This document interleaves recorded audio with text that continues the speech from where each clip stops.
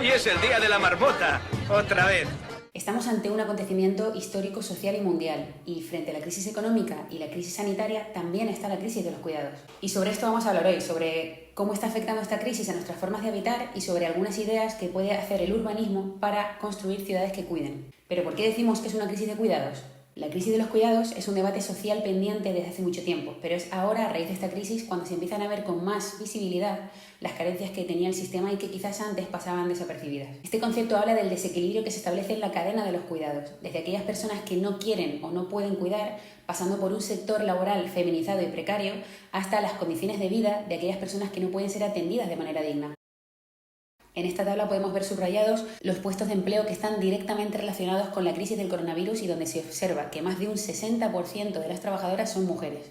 Profesiones relacionadas con los servicios sociales, la salud o el hogar tienen un altísimo porcentaje de presencia femenina.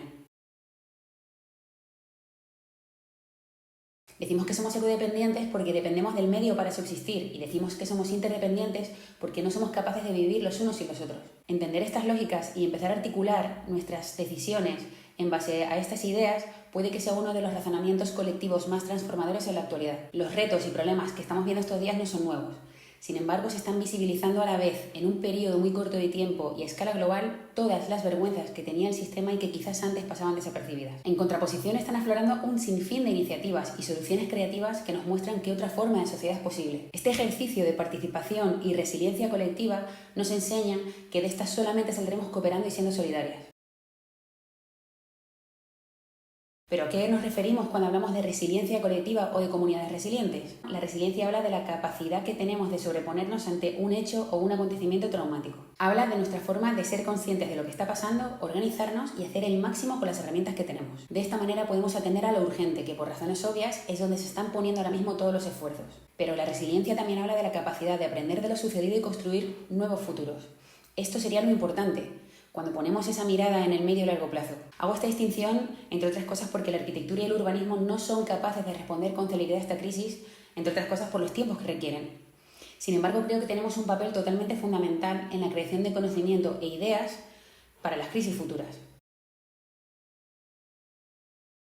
Hemos visto cómo el personal sanitario se ha posicionado y manifestado en favor de un bien común porque nos afecta a todas, entre otras cosas porque lo ven en primera persona. En esta ocasión no ha sido diferente, poniendo en valor la sanidad pública y universal y reivindicando la necesidad de que se fortalezca. Nosotras como colectivo sabemos cómo se han diseñado esas ciudades, comunidades y casas, entre otras cosas porque hemos participado de manera activa o pasiva en muchos de esos diseños. Y aunque muchas compañeras lo iban haciendo desde hace tiempo, es el momento de unirnos en bloque para denunciar y visibilizar las carencias que tiene el sistema en materia de habitabilidad para, entre todas, construir futuros urbanos mucho más justos y resilientes. Por otra parte, y al no tener interiorizada esta idea de la interdependencia, hemos diseñado formas de habitar que paradójicamente nos han aislado. Esto no ha ayudado a combatir y a contribuir en mejorar la otra pandemia invisible que ya venía de antes, pero que se está visibilizando mucho más con esta crisis, la soledad no deseada.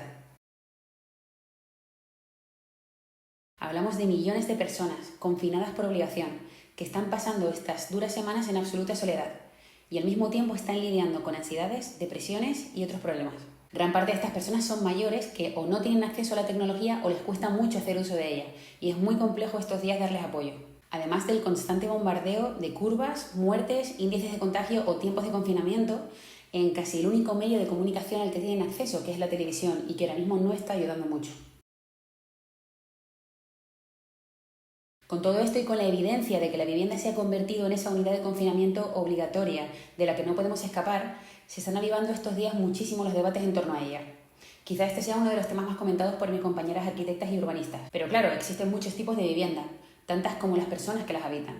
Y en caso de tener acceso a ella, que no todo el mundo tiene acceso, realmente no nos han dejado formar parte de su diseño. Nos han dado unas opciones y hemos elegido de todas ellas la que más se adecuaba al precio, a la localización o a su distribución interna. Por ejemplo, cuando vamos a alquilar o comprar una vivienda, no existe un proceso previo donde tengamos la posibilidad de conocer el barrio o conocer a nuestros vecinos. En definitiva, no decidimos ni con quién vivimos ni cómo vivimos. Es difícil en la actualidad construir mejores formas de vivir si no cambiamos y analizamos el modelo desde el que se han construido estos espacios.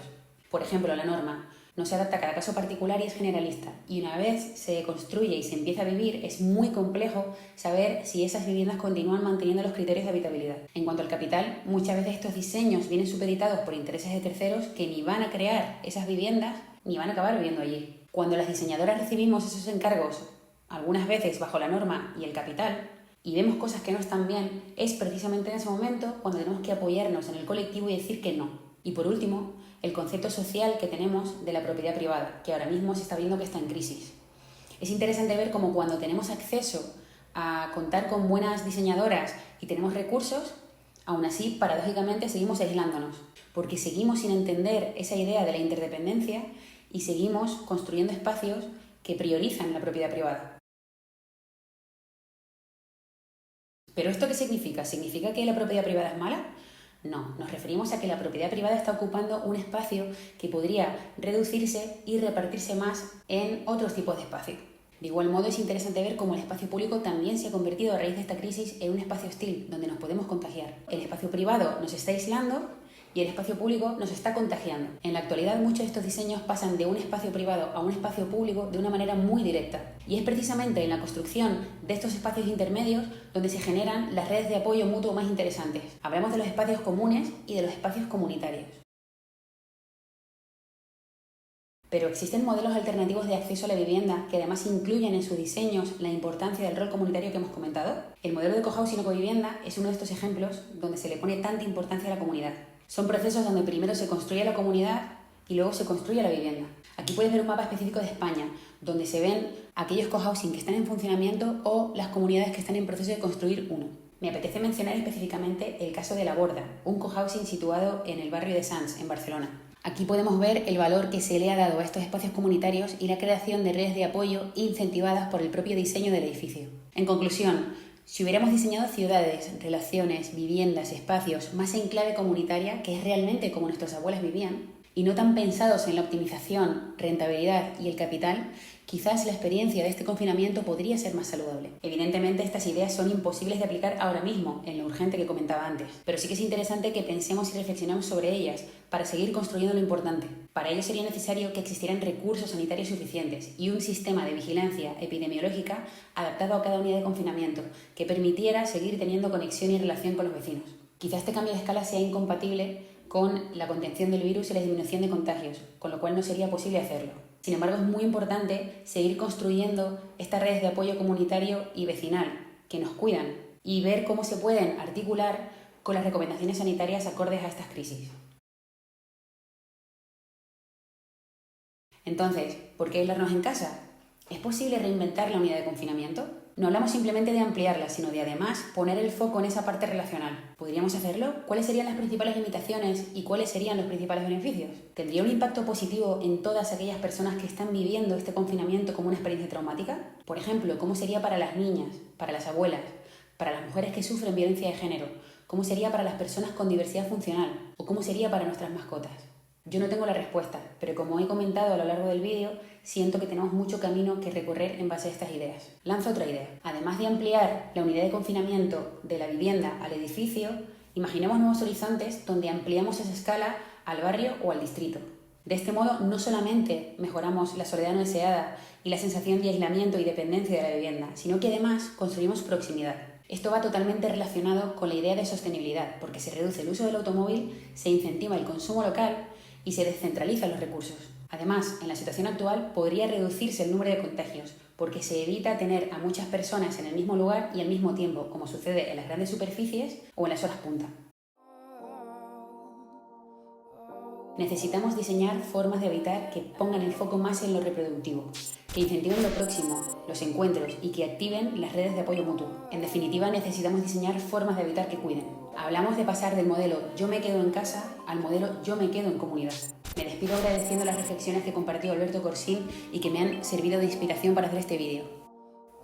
Y también con las palabras a las que he llegado gracias a Rafa Cofiño. Cuando de pronto no sabemos cómo actuar, ni cuál de todas las esquinas caminar, no te aceleres, no lo pongas difícil, que no hay montaña que no se pueda escalar. En este juego que tiene estrategia, como ajedrez importa cada pieza, todo corto que tiene una cabeza, le da motivo a veo que todo se mueve. Abrimos los ojos y no vemos nada.